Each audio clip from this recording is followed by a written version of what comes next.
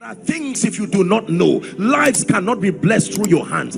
Trying in ignorance is a recipe for frustration. That's what many of us are doing. That every time your life does not capture certain results, don't start hunting for answers yet.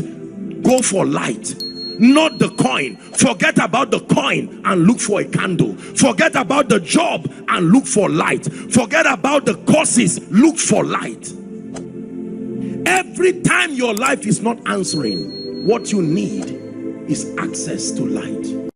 Show me a man that is not ashamed to acknowledge before God that, Lord, I can rise again. Show me a man who can come before God and say, Lord, I know I didn't train my children well. I should have taught them certain things. I spoiled them. Now my children are adults and they are causing trouble. But can you find a way of showing mercy? And God will carry those children to household of David. It's an answer to prayer. God will insist that one stubborn child meanders into a powerful crusade one day. He's just strolling and he's standing there. The mother's prayer for mercy is haunting that child till he finds God. A man can be in prison, stole whether government, stole whatever, and like Jonah in the belly of the fish. Did you not notice that everybody who was shown mercy started initiating it? Thou son of David, have mercy.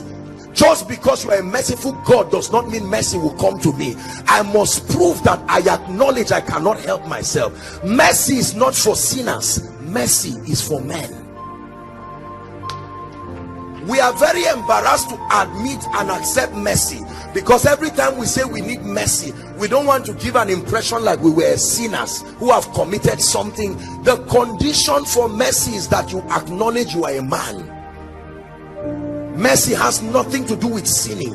It's God's system of advantage programmed in your life to help your humanity so that you will arrive in spite of your humanity. There are preachers who may never have the opportunity to settle down and study scripture, and now you are a pastor, you are busy, maybe you just came back somewhere and you have to preach, and in the name of honesty, you know you did not prepare anything, and you just, as at the point you are on the stage, you are not even sure of what you are going to say, but you can stand and say, Lord, have mercy. You know that I truly did not prepare. It's not a product of carelessness. My humanity caught up with me. I needed to send my children to school, and suddenly that grace from heaven, and that becomes the message that will be one of the greatest message you have preached. And every time you hear that message, it reminds you that this is how far God came to help you.